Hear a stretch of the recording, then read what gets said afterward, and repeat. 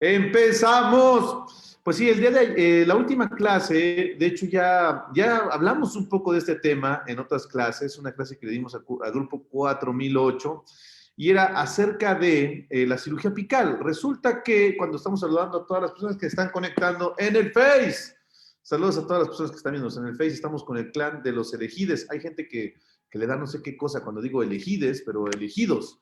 El grupo 4009, al que le damos clase el día de hoy. Mañana toca con el grupo 4008. Saludos a todas las personas. El día de hoy vamos a seguir hablando acerca de cirugía apical y el tema del día de hoy me encanta, me fascina, me emociona, que se llama así. ¿Qué tanto o qué tan real? Déjame formular bien mi cuestionamiento. ¿Qué tan real, no, qué tan necesario es rellenar una lesión apical con injerto? ¿Qué tan necesario es rellenar una lesión apical con injerto cuando estamos saludando a todas las personas que nos están mirando en el Face? Y bueno, recordemos que este caso, ya lo estábamos viendo, la clase de la semana pasada que dimos con el grupo 4008 también se vio, que está en el Face, y hablamos acerca de la posibilidad de hacer o no apicectomía, incluso repasamos el abordaje quirúrgico y lo vimos, y bueno, vamos directamente a la pantalla. Nosotros mostramos la semana pasada y hace 2 semanas que este caso clínico, ¿no? Que había una lesión apical, que había una discromia y que incluso se veía pues un daño, una patología apical, ¿sí? Una lesión apical. Y bueno, pues la verdad es que muchas veces nosotros lo que llegamos a hacer en este tipo de lesiones es rellenarlas al abordaje quirúrgico, rellenarlas con injertos óseos o sustitutos óseos. Y el día de hoy vamos a hablar de qué dependerá el hecho de que nosotros podamos obtener un buen resultado rellenando esta lesión. Porque sí, definitivamente el abordaje quirúrgico es inminente cuando se hace un tratamiento, la infección está todavía activa y que ya al momento del tratamiento no se logra resolver el daño. Esto es algo que se tiene bien presente. Incluso mostramos de una manera importante los resultados que se llegaron a obtener en este tipo de llenado. Ya lo hemos platicado, el abordaje quirúrgico, cómo fue el orden. Y esto era lo que comentábamos, ¿no? Que no hicimos apicectomía, incluso eso ya lo platicamos en la clase de la semana pasada, que ya está incluso en YouTube el link, lo pueden ver, y comentábamos el éxito del tratamiento, ¿no? Aquí tenemos 18 meses del llenado. Y aquí el tema y la pregunta ¿es necesario rellenar? ¿Es necesario rellenar apicalmente siempre con injerto o sustituto o una lesión apical, un defecto apical? Eso es la pregunta. ¿Es necesario rellenar un defecto en una lesión apical? Porque, bueno, podemos ver muchas cosas y va a depender de muchas situaciones. Estamos viendo un caso clínico donde estamos haciendo una cirugía apical, estamos cureteando. Recuerden que no siempre se va a encontrar la lesión así ya per se, ya bien definida, bien delimitada, no se va a encontrar siempre así, sino que tenemos que curetear. Para poder curetear tenemos que utilizar las curetas, ¿sí? También podemos utilizar limas, entre los otros instrumentos. Vean, ahí ya estamos terminando el curetaje de la lesión. Ahora, el tema es, ¿qué tan necesario es que yo rellene ahí con un injerto? Contéstenme, chicos del grupo 4009, clan de los elegides, contéstenme en el chat. Gente del Face, casi 50 personas.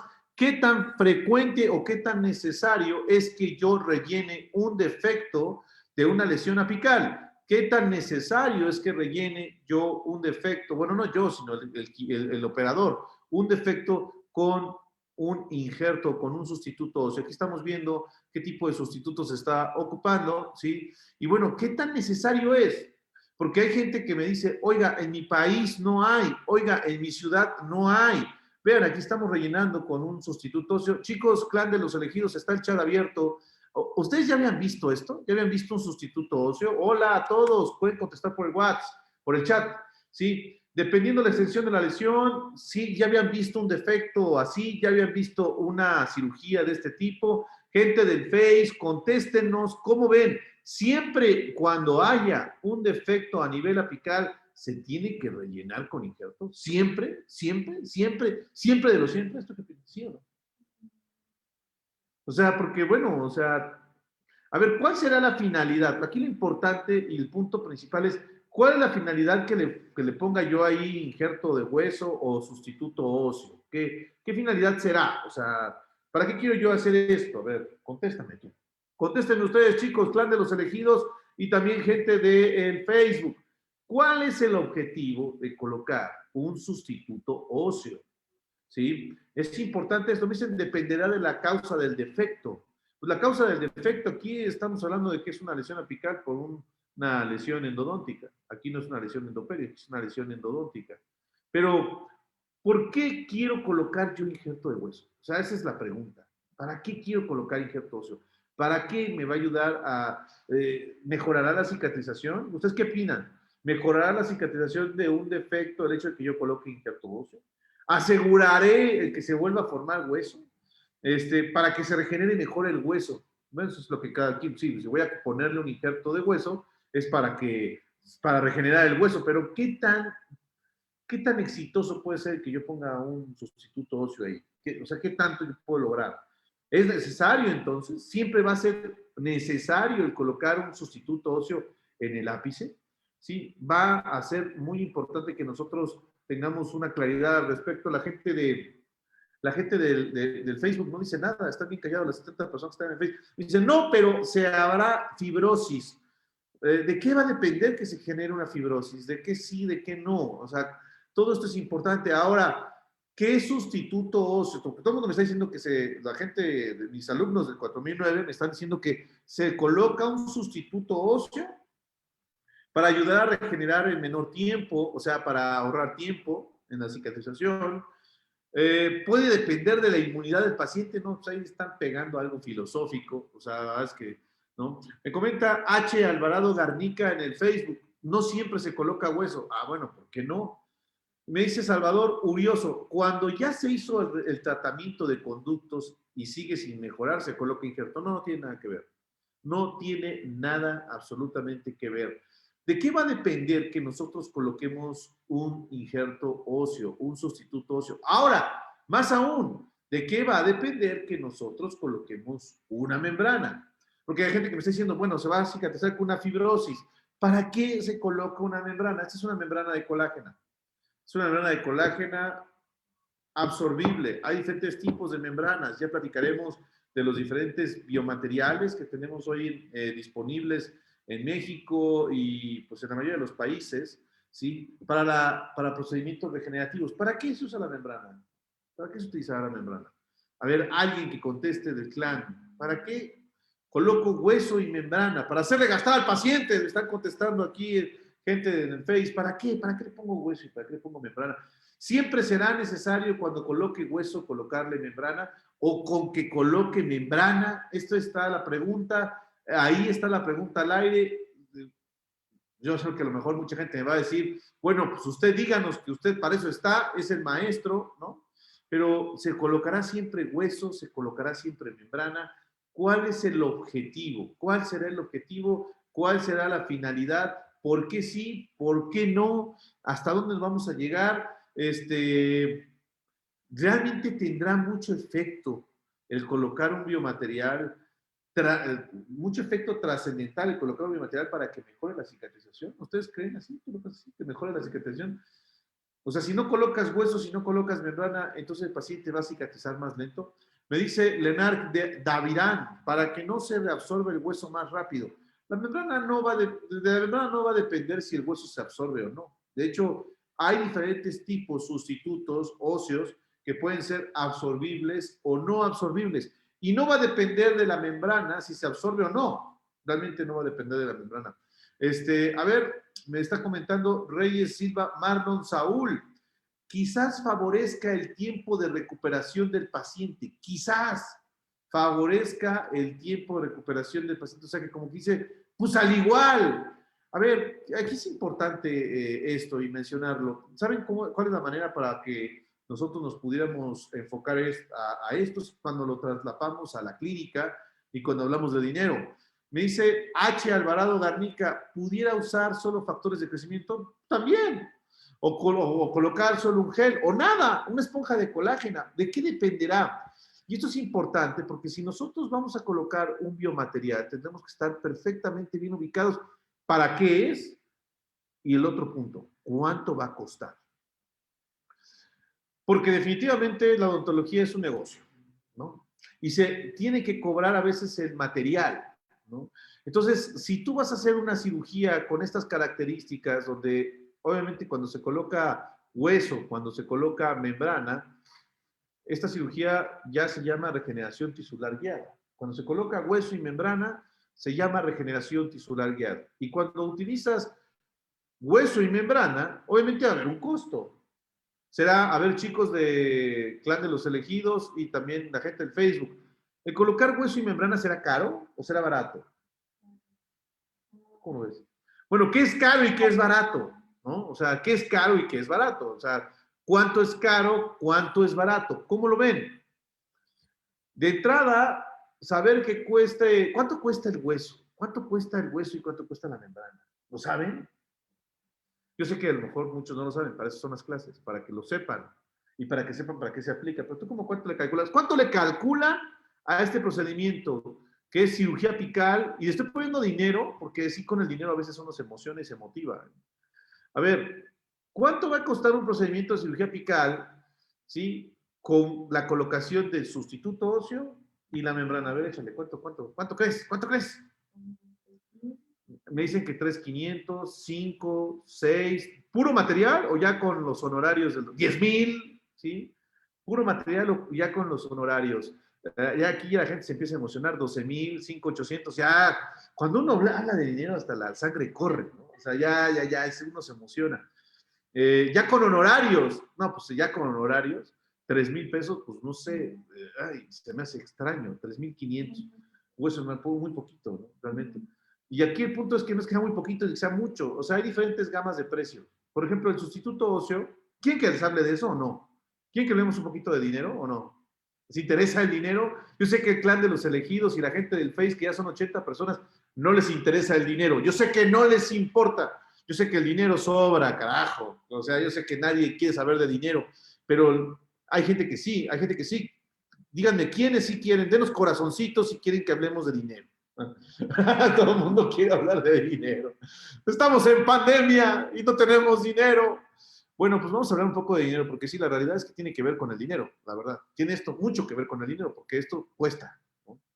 Y de ahí va a depender de que el paciente invierta o no. Ya platicaremos cómo se vende un tratamiento, pero que la verdad es que eso yo sé que a ustedes ahorita no les importa, porque son alumnos de cuarto año, son alumnos de séptimo y octavo semestre, donde pues a lo mejor ahorita la vida es más tranquila para ustedes. A lo mejor el dinero se nos va en estos momentos comprando otro tipo de cosas, ¿no? Cosas en Mercado Libre, una cosa de esas. Pero bueno, a ver, ¿cuánto creen que cueste un procedimiento? Aquí en la Ciudad de México, este procedimiento de cirugía apical puede costar alrededor, una cirugía apical con sustitutos óseos, en la Ciudad de México puede costar entre los 200 hasta los $1,500. Sí, escucharon bien, 200 hasta $1,500. ¿Por qué estoy hablando en dólares? No es porque esté hablando de dinero, porque no es porque aquí cobremos en dólares. México no está dolarizado, aquí existe el peso mexicano, pero sé que nos está viendo gente de otros países, gente de Honduras, gente de Argentina, gente de Chile, gente de muchos lugares, de Ecuador, de Uruguay, de Bolivia, de toda América Latina. Y sí, pues para homologar un poco, esto puede costar entre 200 y $1,500. O sea, $200 son 4,000 pesos aproximadamente, hasta 1,500. O sea, hay gente que sí cobra esto en 30,000 pesos. O sea, imagínense, el Chevy que tengo estacionado fuera de mi casa es un coche, ¿no? O sea, cuesta menos que esto, ¿no? el surito, ¿no? Que tengo cuesta menos que... La gente que nos está viendo en otros países que sepa de esto, ¿no? Que nos diga, a ver, ¿cuánto cobran en sus países una cirugía apical? ¿No? Fíjense que a mí todo el tiempo me están hablando gente de todos los lugares del mundo que nos miran. La verdad es que hay gente que, ay, qué mamón. No, pues sí, hay gente de muchos lugares que me ven y luego me preguntan, doctor, ¿cuánto cobraría? ¿No? Y yo así, de Dios mío, pues, como, ¿cuánto cobraría? Pues yo la verdad es que no es de que cuánto cobraría. Hay gente que cobra en la Ciudad de México, porque es donde yo vivo, y dicen la clásica, la clásica primicia, ¿no? De según el sapo es la pedrada. ¿No has escuchado eso? O sea, de que, ¿qué coche trae el paciente? Y ya, dependiendo del coche que traiga, le cobran, ¿no? La verdad es que mi consultorio está muy cerca de un metro, entonces la verdad es que eso no aplica, porque todo el mundo llega en metro. Bueno, cuando funcionaba, porque se quemó, explotó hace poco. Entonces, La verdad es que el tema del dinero es un tema bien subjetivo. O sea, el odontólogo puede cobrar pues, lo que se le dé la gana, realmente. ¿No? Hay gente que dice, no, yo cobro $2,000, o sea, 40,000 pesos. Pues ya, tú puedes cobrar lo que quieras, ya de ahí a que te lo paguen es otra cosa, ¿no? Esa es una situación, ¿no? O sea, es como cuando vendes ropa en internet, en Marketplace, en Facebook, ¿no? O sea, pues, a lo mejor ese suéter que tanto quiero, pues puede costar, no sé, $10, 200 pesos, o si te emocionas, puede costar más, ¿no? Pero aquí el tema es no cuánto puedas cobrar, pues hay muchos doctores, muchos colegas que les va muy bien. A mí me gusta, o sea, cuando los doctores cobran y se los pagan, me da gusto. Yo no soy envidioso, yo no soy, pero hay muchos dentistas que son envidiosos y eso lo aprenden en la escuela, por ejemplo, ¿no? La clásica de que lleva, no sé, te piden 20 resinas y hay alguna compañera que hace 30 y tú empiezas, ay, sí, pero no sabe hacer anatomía, trabaja con las patas, es súper sucia. Tonterías, ¿no? Con tonterías que desgraciadamente aprendemos en la escuela. Nadie nos la enseña, pero nosotros las aprendemos, ¿no? Que es hablar mal del colega y ansiar lo que el otro colega tiene. Si hay colegas que pueden cobrar $1,500 por esa cirugía, incluyendo el hueso, incluyendo la membrana, pues qué maravilla, ¿no? Pero aquí el punto, chicos, no es centrarnos en lo que vas a cobrar. Realmente hay muchas tabulaciones que te van a decir cuánto vas a ganar de dinero haciendo un buen trabajo, ¿no? Y para eso te tienes que preparar. Y hablando acerca de la preparación, cuando estamos llegando a 90 personas en el Face, y aquí nuestros plan de los elegidos, más de 100 personas están viendo este video, lo importante es no tanto cuánto cobres, sino que lo que apliques realmente funcione. Porque puedes tú cobrar $1,500 por una cirugía de curetaje de una lesión apical, ¿sí? Colocando un sustituto óseo y colocando membrana, o incluso colocando factores de crecimiento, o incluso extrayendo y colocando un implante. O sea, es no, mejor le quitamos el diente y colocamos un implante. Pero de ahí a que funcione, las cosas cambian. Para las personas que nos están mirando, estoy con mis alumnos de la Facultad de Odontología de la UNAM y estamos hablando acerca de cirugía apical. Pero tuve que sacar el tema del dinero para que mucha gente se conectara y para que mis alumnos despertaran, porque sí, cuando yo les digo de lo que vas a aprender el día de hoy puedes ganar hasta $1,500, pues ya las cosas como que cambian, ¿no? Pero cuando tú estás viendo que, ay, qué flojera, periodoncia, estoy viendo pura sangre, que seguramente este video me lo van a vetar en Facebook porque hay mucha sangre, pues bueno, a lo mejor si no te deja nada bueno, a lo mejor no te interesa. Pero aquí el punto es centrarnos en no tanto en cuánto vas a ganar de dinero, porque al final del día el dinero se va, ¿no? El punto es que realmente el paciente le funcione, porque imagínate que esto se lo haces a un paciente y él no le funciona y ya gastó, como les comento, aquí en la Ciudad de México esto se cobra entre 200 a $1,500. Lo hablo así porque pues, hay gente que nos está mirando en otros países. Pero realmente a veces yo le pregunto a los colegas, oigan, ¿qué tan, qué tan, qué tan efectivo es el procedimiento? No, pues sí, es muy bueno y todo. Y ahí tenemos un caso de una paciente que me mandaron el día de ayer. ¿Quieren ver esta paciente? Esta paciente me la mandaron el día de ayer. Les voy a mostrar las fotos de una paciente que me la mandaron el día de ayer, que le habían hecho injerto de hueso. Dijeron, a ver, le falta hueso. Y dijeron a esta paciente, pues le vamos a poner hueso, ¿no? Y bueno, pues fue un tema, ¿no? O sea, vamos a ver si lo podemos ver este caso. Y a mí me llama mucho la atención porque la gente piensa que con el hecho de colocar hueso, ya con eso el hueso va a crecer, ¿no? Así como si fuera, o sea, así, no hay hueso, ponle partículas de hueso y ya con eso crece el hueso. O sea, hay gente que piensa eso, ¿no? Entonces, sí, a mí me merma porque la realidad es que mucha gente no sabe, entonces, las necesidades y las posibilidades de colocar un biomaterial y sobre todo cuáles son los alcances y cuáles son las limitaciones de colocar un biomaterial. Vamos a ver este caso, vamos a ver este caso. Vean este caso, ¿sí?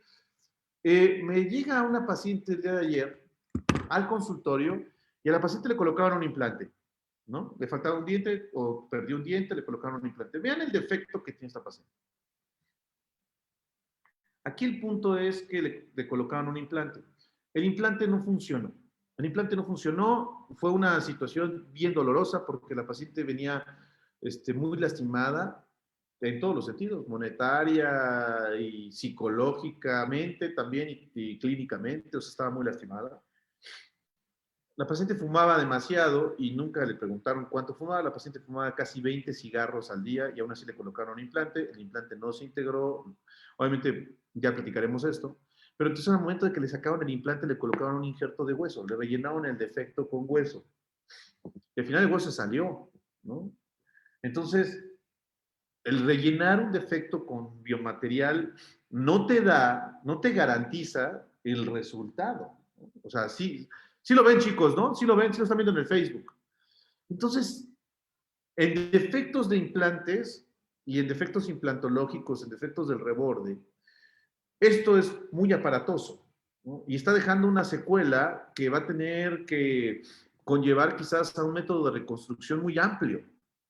Y todo esto muchas veces empieza con un mal manejo apical, ¿eh? Porque las personas que pierden dientes a veces los pierden porque no se les hizo un buen manejo a nivel apical. Ahora, aquí evidentemente le hace falta hueso, pero también le hace falta buena calidad de tejido blando. Entonces, pues de hecho me dijo, doctor, ¿y pues por qué no rellena ahí con hueso? A lo mejor usted sí le, me chequen, ¿eh? A lo mejor usted sí le pega el hueso ahí, no es que pegue. De hecho, vean, parte de las partículas de hueso que le habían puesto se están secuestrando. Entonces, ¿de qué va a depender que nosotros tengamos éxito en un tratamiento? El material no lo es todo, chicos. El material no lo es todo. ¿Cuándo sí y cuándo no se debe de colocar un biomaterial para rellenar un defecto? Eso es importante. Y estamos hablando acerca de defectos apicales en la cirugía apical. Háblenlo bien. ¿Qué tan necesario es colocar un sustituto óseo en una cirugía apical? Regreso al punto. Ahora, en una cirugía apical, si voy a colocar injerto de hueso, ¿va a ser necesario colocar membrana? ¿Va a ser necesario colocar alguna proteína como es un factor de crecimiento? ¿De qué va a depender? Alumnos de pregrado, y sobre todo ustedes, queridos alumnos de la Facultad de Odontología del cuarto año, y también le pregunto aquí a una alumna que está de la FES, Zaragoza, ¿realmente es importante conocer las propiedades de todos los materiales para saber hacia dónde van? ¿O tendrás que esperar hasta hacer un posgrado? ¿Te gustaría saberlo ya en la facultad? Pues claro, ¿no? Y obviamente eso conllevará a conocer los beneficios de un material, costos de un material. Queridos alumnos del clan de los elegidos, por favor, o sea, mis alumnos del 4009 que están en la Facultad de Odontología, háganme favor de googlear, ¿sí? Googleen costo, injerto óseo, odontología. Hagan eso también ustedes en el Google, gente de Facebook, y van a ver el costo. Échale. Búsquenle. Busquen en internet cuánto cuesta un injerto de hueso, ¿sí? Injerto óseo, porque déjenme decirles que los pacientes hacen eso, ¿eh? Pacientes a veces, yo estoy viendo este video, pues voy a ver cuánto cuesta un injerto. De hecho, hay pacientes que me escriben, doctor, ¿cuánto a mí me cobraría? Porque aquí no es compra ni es demanda. La realidad es que las casas comerciales serias no dan el costo de los biomateriales al público en general porque no es porque lo quieran ocultar, sino porque son materiales específicos. Pero, ¿ustedes qué creen? ¿Qué creen que sucede en América Latina? ¿El paciente se va por el material barato o por el material caro? ¿Qué creen que sea? ¿Se van por el material barato o se van por el material caro? Desgraciadamente, como bien lo comenta Alejandro Méndez, se van por el barato. La banda quiere gastar menos y si es en la boca, menos. De hecho, se vuelve una situación que es muy, muy lastimosa para mí, para mi parecer, ¿sí? ¿Cuánto puede costar un material? Y además de que realmente el tema no es cuánto cuesta el material, el tema es qué preparado está el odontólogo para poder darle un beneficio de aplicación por un material, ¿no? Es bien específico. ¿Ya tenemos el costo? No. ¿Cuánto cuesta un injerto de hueso según Google? Chéquenlo bien. Incluso te pueden dar en imágenes y le van a aparecer fotos. Me está diciendo Norma Che que 1800. ¿Eh? Siempre escogen los 1800 el gramo, ¿no? Luis Alberto Perea encontró que 1700, ¿no? Aquí mi asistente está buscando, no he encontrado nada. ¿Tú encontraste cuánto cuesta? ¿Cuánto cuesta un material? Y realmente aquí el punto no es cuánto cuesta un material, sino es realmente estoy consciente de que la inversión de un material puede ser, Sí, hay muchas marcas. Puede ser favorable, ¿no? Puedo lograr encontrar grandes beneficios con la colocación de un biomaterial. Nos dice Ricardo Silva, desafortunadamente escogen lo barato. El grano, 3,500 o 4,000, dependiendo de la marca. ¿Tú ya encontraste? Sí. $940, no, cálmense. No, $940 es imposible, ¿no? O sea, aquí estamos hablando de cuánto cuesta un biomaterial. Y por eso es importante que nosotros evaluemos de que realmente aquí lo importante no es cuánto cuesta un biomaterial, sino es qué propiedades tiene un biomaterial y qué es lo que yo voy a operar. Estamos hablando de una lesión apical. Ahora, regresamos al tema, que realmente el punto del tema es, siempre será necesario, y voy al pizarrón, siempre será necesario colocar un biomaterial cuando hago cirugía apical. Esa es una de las preguntas y una de las interrogantes que nos estamos haciendo aquí, y sobre todo pensando también en la premisa de que es fundamental ubicarnos en las necesidades del manejo en este tipo de lesiones y sobre todo el tipo de defecto que vayamos a tener. Y es cuando, sí, vamos a explicar qué está pasando aquí. Y bueno, pues muchas gracias a todas las personas que están conectadas, gracias a todos, gracias a nuestros alumnos de la Facultad de Odontología de la UNAM, gente que no es de la Facultad de Odontología de la UNAM. El tema es este, ¿no? Siempre en una lesión apical se va a colocar un biomaterial, un injerto de hueso, y aquí es importantísimo que nos ubiquemos, ¿sí? No, voy a hacer una cuestión cuadricular mejor, ¿sí? A ver, ahí les va. Sí, ahí está. Y tenemos una lesión. Importante tomarlo en cuenta, ¿sí? Esta lesión la voy a siempre rellenar con un sustituto óseo, con partículas de hueso. Si no lo hago, estoy destinado al fracaso. ¿Qué injerto o sustituto sería el indicado? ¿Será mejor colocar una matriz absorbible o no absorbible? Al paciente que gaste o invierta en este tipo de biomateriales siempre va a obtener un beneficio. Son las preguntas que nos hacemos. Ya platicamos en la clase pasada que ustedes pueden ver en YouTube del protocolo de abordaje, las incisiones, el tipo de colgajo que tiene que ser, y también ya hemos platicado de si va a ser siempre necesario realizar una apicectomía o no. De hecho, la próxima semana tendremos un live donde mostraremos en qué dientes o cuánto es lo que se tiene que cortar en una apicectomía. Eso ya lo platicaremos. Ahora estamos hablando acerca de un defecto, ¿sí? Este defecto que estamos viendo es un defecto apical. Ya hablamos de que se tiene que tener bien consciente cómo se deben realizar las incisiones para el abordaje y acceso. Ya hablamos de que se requiere tener conocimiento de qué tipo de colgajo se tiene que realizar.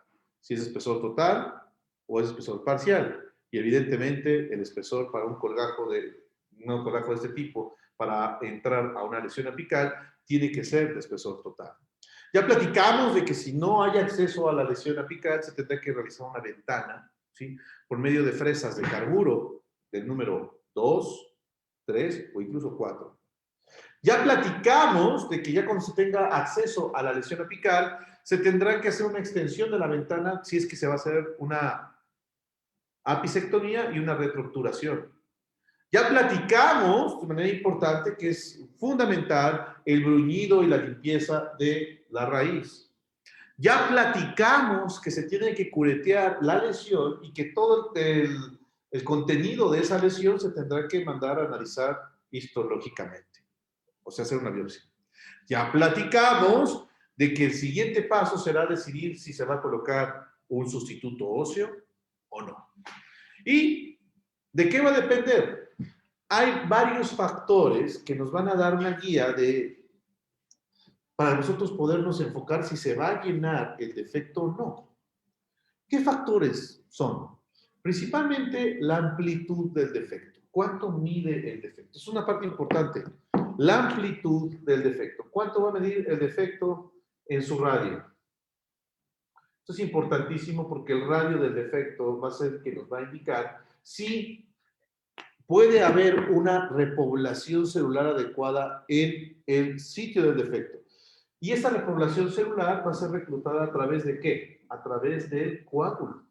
Aquí lo importante de observar el defecto es que sabemos que el paciente está vivo y sabemos que el defecto va a estar involucrando diferentes citocinas proinflamatorias. Y estas citocinas proinflamatorias activaron la actividad osteoclástica.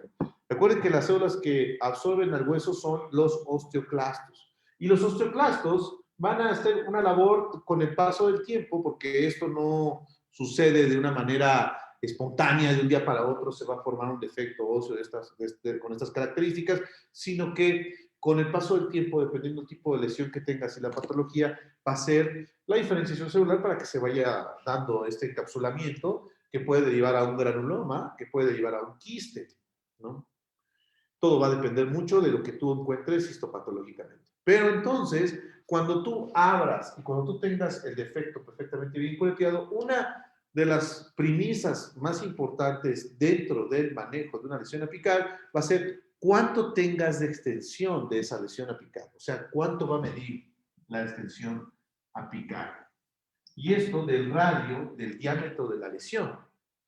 Y esto es interesante porque si tenemos una lesión que mide menos de 3 milímetros, si mide menos de 3 milímetros, puede ser que no sea necesario el injerto óseo. No injerto de hueso si mide menos de 3 milímetros.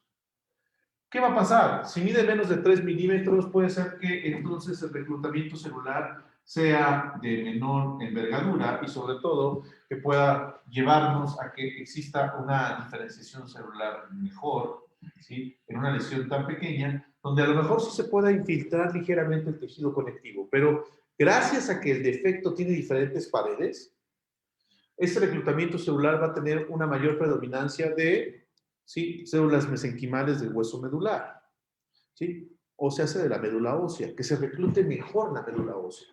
Sí, porque alrededor de todo esto hay un defecto donde hay hueso esponjoso, hay hueso trabeculado. Realmente se perforó a veces la cortical del hueso compacto, ¿sí? O a veces la tenemos que perforar nosotros. Y aquí adentro va a haber sangre, mucha. Y esta sangre, obviamente, va a corresponder a la médula ósea, hasta cierto modo, a la relación y de la interacción de la médula que va a encontrarse en la parte interna, ¿no?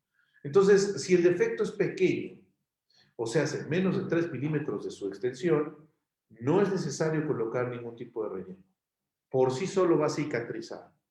Hay gente que nos puede decir, ah, pero va a cicatrizar muy lento. ¿Y qué importa? Pero va a cicatrizar. Va a sanar. ¿Y de qué va a depender? Va a depender de una manera importante, predominantemente de las paredes del defecto. Cuando tenemos un defecto apical, ¿sí?, algo que es muy interesante, hablando acerca del defecto apical, es que las paredes que se tienen alrededor del defecto, pues incluyen más de 4 paredes, porque es un efecto circunferencial. Entonces puede tener una pared, sí, que puede estar activa aquí, puede estar otra aquí, otra aquí, otra aquí. O sea, hay muchos sitios de donde va a llegar el reclutamiento celular y se va a formar un coágulo. Hay muchos sitios. Hay muchos sitios. Y de esos sitios, pues va a poderse intensificar la respuesta inflamatoria para que se dé la diferenciación celular a nivel de la coagulación. Y se forme el tejido de granulación y después de ese tejido de granulación se dé la diferenciación para que se dé la formación de vasos sanguíneos neoformados y que, dependiendo las estirpes celulares, vaya dándose la reparación del defecto dependiendo la zona y el tejido que se requiera reparar. Obviamente, si el defecto es amplio, va a haber una predominancia de tejido blando. ¿Por qué? Pues porque cuando el defecto es sumamente amplio y todo el colgajo lo reposiciones y lo posiciones a la zona y la zona, tú sutures, y obviamente al momento de suturar, pues el tejido conectivo que está aquí, ¿sí? El tejido conectivo que está aquí, pásame la chamarra, ¿sí? Tenemos el colgajo mismo. Este es el colgajo, ¿no? Ya abrí el colgajo, este es el hueso, ya cureteé, aquí está el colgajo, y después el colgajo lo voy a posicionar para cubrir. Y esta parte del colgajo, esta parte que va a estar viendo hacia el diente, o sea, esta parte es el conectivo.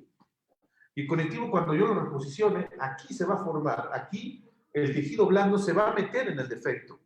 Y entonces ahí existe el gran riesgo de que se forme una cicatriz fibrosa, un callo óseo, ¿sí? Una fibrosis, como bien me comentan, y entonces pues el defecto sea con esas características. Si yo coloco un sustituto óseo, un relleno óseo en un defecto de esta índole, pues voy a obtener mejores resultados y sobre todo voy a poderlo aplicar de una manera adecuada cuando el defecto tenga una amplitud de más de 3 milímetros. Cuando el defecto tenga una amplitud de más de 3 milímetros, ahí sí puedo colocar un sustituto óseo. Y entonces, ¿cuáles van a ser los beneficios? Pues entre ellos van a depender esos beneficios de las propiedades de los biomateriales que yo vaya a colocar o el biomaterial que yo vaya a colocar. Porque hay biomateriales, sustitutos óseos o injertos de hueso que pueden ser osteogénicos, osteoconductores o también osteoinductores. Para que se den una idea, el injerto que proviene de la propia persona es un injerto autólogo, que mucha gente menciona que es el mejor relleno óseo que podemos colocar, un injerto autólogo. Pero sabemos que el injerto autólogo, el problema del injerto autólogo, quizás pueda ser que es absorbible. Entonces, si tengo un defecto sumamente amplio y no tengo yo la posibilidad de contener el defecto, el sustituto lo más posible, es que esa se forme hueso. Pero como también va a haber células y va a haber un contenido osteocítico muy amplio, también depende de dónde viene el hueso que vayas a colocar del paciente, del propio paciente. Porque no es lo mismo que del propio paciente le tomes hueso de la mandíbula o le tomes hueso del maxilar, ¿no? Que son las zonas orales. Bueno, para un defecto de estas características no vas a tomarle este hueso de la cadera, ni le vas a tomar hueso de la calota, no, o sea, no, ni de la costilla, no. Le vas a tomar hueso principalmente de la boca, ¿no? Y a nivel oral, pues tenemos hueso maxilar, tenemos el hueso mandibular, y no es lo mismo maxilar, que es un hueso trabeculado, ¿sí? Es un hueso esponjoso principalmente, y el de la mandíbula es un hueso compacto. Y ese hueso compacto, el de la mandíbula, es un hueso principalmente mineralizado, con poco contenido celular. Entonces, todo eso son variables que tú tienes que tomar en cuenta. Ya las platicaremos. Ahora tenemos también que puede haber un sustituto óseo, ¿sí? O un relleno óseo que sea de origen cadavérico, halogénico, y entonces tú rellenes con un sustituto que es de origen de cadáver, o sea, de un humano, y ese injerto que viene de humano, ¿será absorbible o no absorbible? ¿Cómo creen que sea? ¿Absorbible o no absorbible? Es absorbible. Los injertos que vienen de cualquier humano, ya sea el autólogo o que venga del cadáver, van a ser injertos absorbibles. ¿Y en cuánto tiempo se absorbe? Normalmente entre 3 a 4 meses, ya lo platicaremos con más calma. Y eso va a mostrarnos las propiedades de los diferentes materiales. Por ejemplo, nos están diciendo aquí mis alumnos, ¿puedes tomarlo de un torus? Sí, pero un torus, ¿qué creen que sea? Hueso con alto contenido celular o con alto contenido mineral. Un torus. Claro, sí, tiene un alto contenido mineralizado. No tiene tantas células. Entonces, todas esas son variables importantes. Entonces, el hueso de cadáver, pues es un halogénico y todo va a depender de dónde se tomó ese hueso.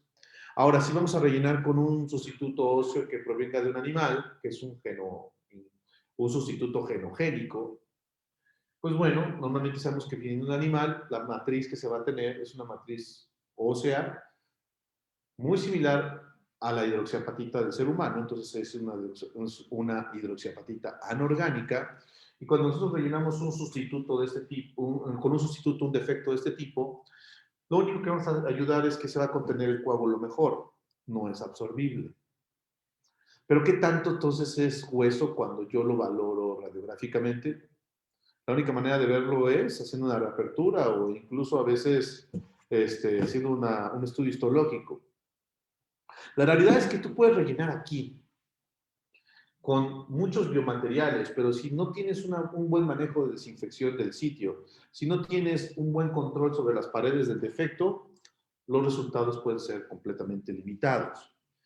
O pueden ser exitosos sin biomaterial e incluso solo colocando una membrana, una barrera, que ya platicaremos para qué se utilizan las membranas. Bueno, queridos alumnos, pues muchísimas gracias por la clase del día de hoy. La verdad es que me gustó mucho. Fue una clase bastante entretenida, bastante nutritiva. Vamos a contestar algunas preguntas. Hola a todos. Gracias en el Face por estar con nosotros. Muchísimas gracias. ¿Alguna pregunta, chicos? Nada, todo bien, todo bien. ¿Nos quieren preguntar algo? Vamos a contestar lo que quieran. ¿Algunas dudas, preguntas? ¿Nada? ¿Estamos bien, chicos? ¿Hay alguien ahí? ¿Me pueden contestar? Todo bien, perfecto. Pues eso. Gracias, muchas gracias. Bueno, entonces, conclusión. No siempre se tiene que colocar un sustituto óseo o un relleno óseo en un defecto apical, a menos de que la lesión sea ¿de cuánto? De más de 3 milímetros de radio. Porque si es una lesión pequeña, el tejido por sí solo va a cicatrizar a través del coágulo contenido en el defecto. Bueno, pues muchísimas gracias, chicos. Nos estamos viendo. Ya saben, mis queridos alumnos del clan de los elegidos, nos vemos. Despedimos al Face y sigo con ustedes tantito. Adiós.